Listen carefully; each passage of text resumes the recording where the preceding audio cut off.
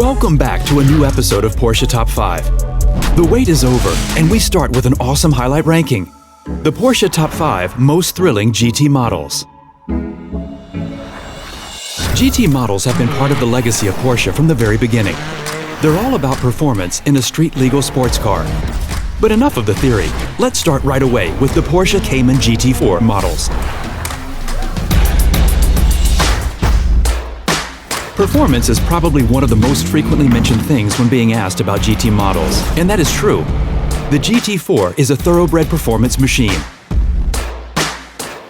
The mid-engine sports car is by far a perfect car for the track. But contrary to its racing brother, the GT4 Club Sport, this GT4 is road legal.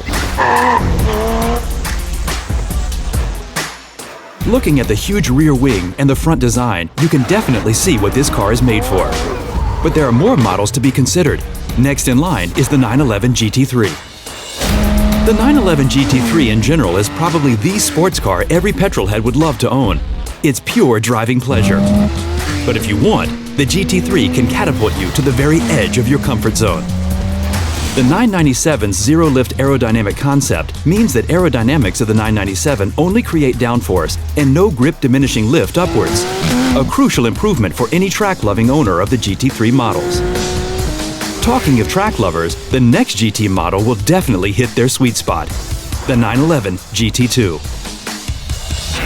The first generation of GT2 Porsche models was built to meet the homologation requirements for GT2 class racing in the early 90s.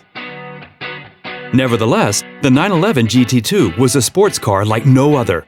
Compared to its base, the 911 Turbo, the GT2 was lighter, more powerful, and had a rear-wheel drive instead of an all-wheel drive. The 911 GT2 featured wider plastic fenders and a bigger rear wing. To improve the engine cooling, they built in air scoops in the struts. Following the order of GT3 and GT2, there is, of course, only one logical next step: the GT1. The homologation regulations for Le Mans and Grand Touring required one street-legal version in the late 90s. Porsche initially built two 911 GT1s in 1996 and contributed 21 more units in 1997 and 1998. However, the GT1 is in fact a street-legal race car and has very little in common with the serial 911. First of all, the GT1 has its engine in the back, but it sits in front of the rear axle, making it a mid-engined car by definition.